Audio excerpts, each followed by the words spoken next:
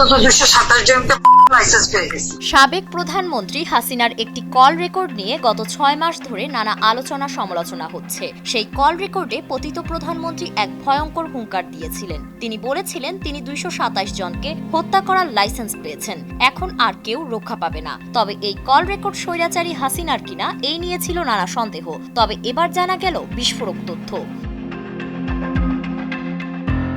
ছাত্র জনতার গণ অভ্যুত্থানে গত বছরের 5ই আগস্ট পদত্যাগ করে দিল্লি পালিয়ে যান পতিত প্রধানমন্ত্রী শেখ হাসিনা। গত 8 মাস ধরে হাসিনা সেখানেই অবস্থান করছে, আর সেখানে বসেই নেতাকর্মীদের দিয়ে যাচ্ছেন নানা দিক নির্দেশনা। সাধারণ ফ্যানের দিন শেষ, আকিস ফ্যানে বাংলাদেশ। বিভিন্ন সময়ে ফাঁস হয়েছে তার কল রেকর্ড, যেখানে তিনি ভয়ঙ্কর সব হুমকি দিয়ে আসছিলেন। তবে তার সবচেয়ে বেশি ভাইরাল হওয়া কল রেকর্ডের তালিকায় রয়েছে একটি কল রেকর্ড। যারা এখন বেশি বেশি বাড়াবাড়ি করছে তো বেশি বাড়াবাড়ি করে লাভ নেই। গণ অভ্যুত্থানের পর ভাইরাল হওয়া সেই কল রেকর্ডে হাসিনা তার নেতাকর্মীদের বলেন, তোমরা ডিসেম্বর পর্যন্ত অপেক্ষা করো।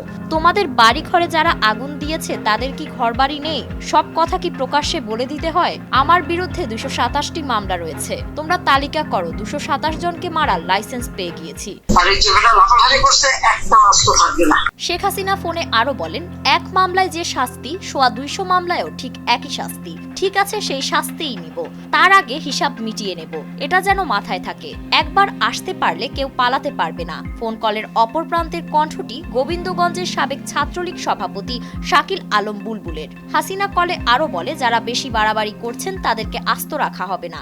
এখন ভয় পাওয়ার কিছু নাই, ওদের ভয় দিতে হবে। সে সময় অনেকে এই কল রেকর্ড এআই দিয়ে বানানো বলে সন্দেহ প্রকাশ করে। তবে এবার ফরেনসিক বিশ্লেষণে জানা গিয়েছে এই অডিও সাবেক প্রধানমন্ত্রী হাসিনারই। 30 এপ্রিল বিষয়টি সাংবাদিকদের জানিয়েছেন আন্তর্জাতিক অপরাধ ট্রাইব্যুনালের চিফ প্রসিকিউটর তাজুল ইসলাম।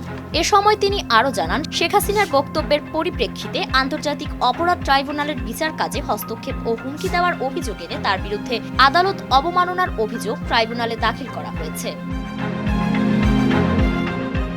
ফারিন রহমান প্রীতি, নয়া দিগন্ত।